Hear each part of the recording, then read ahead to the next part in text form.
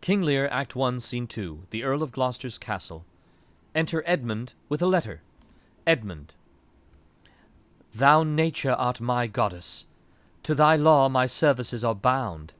Wherefore should I stand in the plague of custom, and permit the curiosity of nations to deprive me? For that I am some 12 or 14 moonshines lag of a brother? Why bastard? Wherefore base? When my dimensions are as well compact, my mind as generous, and my shape as true, as honest madam's issue. Why brand they us with base, with baseness? Bastardy? Base? Base? Who, in the lusty stealth of nature, take more composition and fierce quality than doth within a dull, stale, tired bed, go to the creating of a whole tribe of fops, got 'tween sleep and wake? Well then, legitimate Edgar, I must have your land. Our father's love is to the bastard Edmund as to the legitimate. Fine word, legitimate. Well, my legitimate, if this letter speed and my invention thrive, Edmund the base shall top the legitimate. I grow, I prosper. Now, gods, stand up for bastards. Enter Gloucester. Gloucester. Kent banished thus, and France in choler parted, and the king gone tonight, subscribed his power, confined to exhibition. All this done upon the gad. Edmund. How now? What news? Edmund. So please your lordship, none.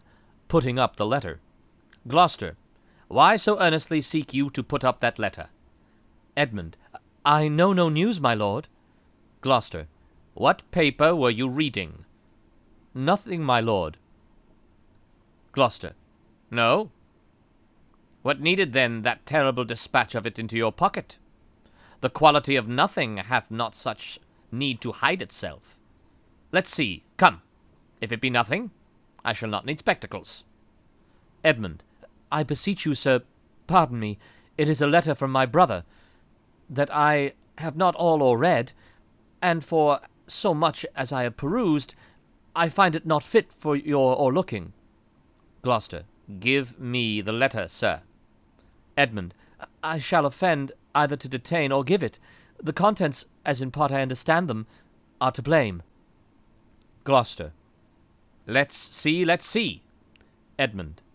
I hope, for my brother's justification, he wrote this but as an essay or taste of my virtue.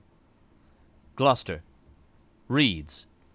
This policy and reverence of age makes the world bitter to the best of our times, keeps our fortunes from us till our oldness cannot relish them. I begin to find an idle and fond bondage in the oppression of aged tyranny, who sways not as it hath power, but as it is suffered.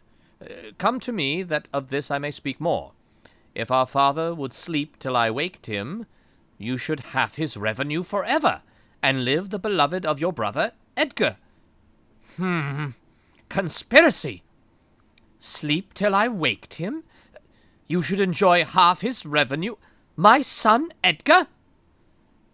Had he a hand to write this? A heart and a brain to breed it in? When came this to you? Who brought it? Edmund. It was not brought to me, my lord. There's the cunning of it. I found it thrown in at the casement of my closet. Gloucester. You know the character to be your brother's? Edmund. If the matter were good, my lord, I durst swear it were his, but in respect of that, I would fain think it were not. Gloucester. It is his. Edmund. It is his hand, my lord, but I hope his heart is not in the contents. Gloucester. Hath he never heretofore sounded you in this business? Edmund. Never, my lord. But I have heard him oft maintain it to be fit that sons at perfect age, and fathers declining, the father should be as ward to the son, and the son manage his revenue. Gloucester. Oh, villain! Villain! His very opinion in the letter. Abhorred villain! Unnatural, detested, brutish villain! Worse than brutish! Go, sirrah! Seek him! I'll apprehend him! Abominable villain! Where is he? Edmund. I do not well know, my lord. If it shall please you to suspend your indignation against my brother till you can derive from him better testimony of his intent, you shall run a certain course, where, if you violently proceed against him, mistaking his purpose, it would make a great gap in your own honour, and shake in pieces the heart of his obedience. I dare pawn down my life for him, that he hath wrote this to feel my affection to your honour, and not to further pretence of danger. Gloucester. Think you so? Edmund.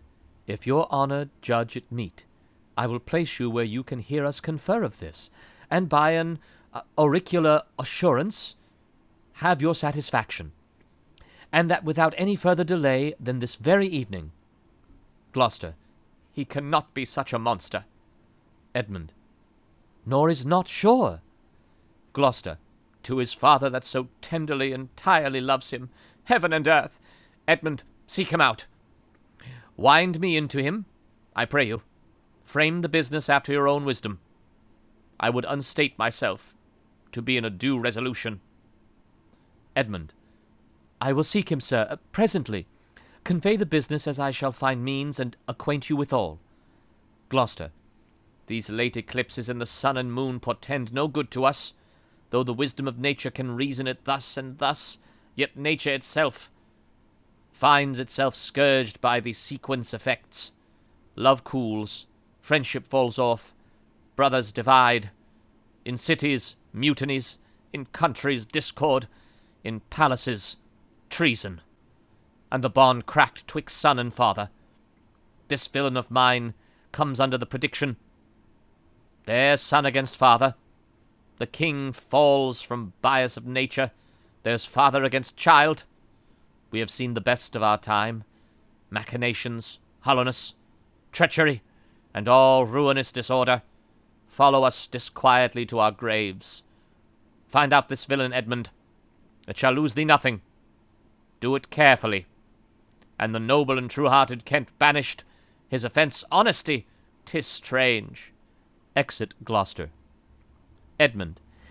This is the excellent foppery of the world, that when we are sick in fortune, often the surfeit of our own behaviour, we make guilty of our disasters the sun, the moon, the stars, as if we were villains by necessity, fools by heavenly compulsion, knaves, thieves, and teachers by spherical predominance, drunkards, liars, adulterers, by an enforced obedience of planetary influence, and all that we are evil in, by a divine thrusting on, an admirable evasion of whoremaster man, to his goatish disposition to change of a star. My father compounded with my mother under the dragon's tail, and my nativity was under Ursa Major. So it follows I am rough and lecherous. Tut! I should have been that I am, had the maidenliest star in the firmament twinkled on my bastardizing. Edgar. Enter Edgar. And Pat he comes like the catastrophe of the old comedy, my cue in villainous melancholy, with a sigh like Tom o' Bedlam. Oh, these eclipses do portend these divisions. Fa sol la mi. Edgar. How now, brother Edmund? What serious contemplations are you in? Edmund. I am thinking, brother, of a prediction I read this other day, that we should follow these eclipses. Edgar. Do you busy yourself about that? Edmund. I promise you the effects he writes of succeeds unhappily, as of unnaturalness between the child and the parent, death, dearth, dissolutions of ancient amities, divisions in state, menaces and maledictions against king and nobles, needless diffidences, banishment of friends, dissipation of cohorts, nuptial breaches, and I know not what. Edgar. How long have you been a secretary astronomical? Edmund. Come, come. When saw you my father last? Edgar. Why, the night gone by. Edmund. Spake you with him? Edgar. Aye, 2 hours together. Edmund. Parted you in good terms? Found you no displeasure in him by word or countenance? Edgar. None at all. Edmund. Bethink yourself wherein you may be offended him, and at my entreaty forbear his presence till some time hath qualified the heat of his displeasure, which at this instant so rageth in him, that with the mischief of your person it would scarcely allay. Edgar. Some villain has done me wrong. Edmund. That is my fear. I pray you, have a continent forbearance till the spide of his rage goes slower. And, as I say, retire with me to my lodging, from whence I shall fitly bring you to hear my lord speak. Pray ye, go. Here's my key. If you do stir abroad, go armed. Edgar. Armed, brother? Edmund. Brother, I advise you to the best. Go armed. I am no honest man if there be any good meaning towards you. I have told you what I have seen and heard, but faintly, nothing like the image and horror of it. Pray you, away. Edgar. Shall I hear from you anon? Edmund. I do serve you in this business. Exit Edgar. A credulous father, and a brother noble whose nature is so far from doing harms that he suspects none, on whose foolish honesty my practice is right easy. I see the business. Let me, if not by birth, have lands by wit. All with me's meet that I can fashion fit. Exit. Act 1, Scene 3. The Duke of Albany's palace. Enter Goneril and Oswald, her steward. Goneril. Did my father strike my gentleman for chiding of his fool? Oswald. Yes, madam. Goneril. By day and night he wrongs me. Every hour he flashes into one gross crime or other that sets us all at odds. I'll not endure it. His nights grow riotous, and himself upbraids us on every trifle. When he returns from hunting, I will not speak with him. Say I am sick. If you come slack of former services, you shall do well. The fault of it I'll answer. Oswald.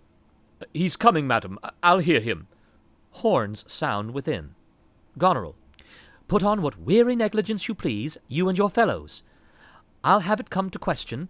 If he dislikes it, let him to our sister, whose mind and mine, I know, are one, not to be overruled. Idle old man, that still would manage those authorities that he hath given away. Now, by my life, old fools are babes again, and must be used with checks as flatteries, when they are seen abused. Remember what I tell you. Oswald. Well, madam. Goneril. And let his knights have colder looks among you. What grows of it, no matter, advise your fellows so. I would breed from hence occasions, and I shall, that I may speak. I'll write straight to my sister to hold my very course. Prepare for dinner. Exit.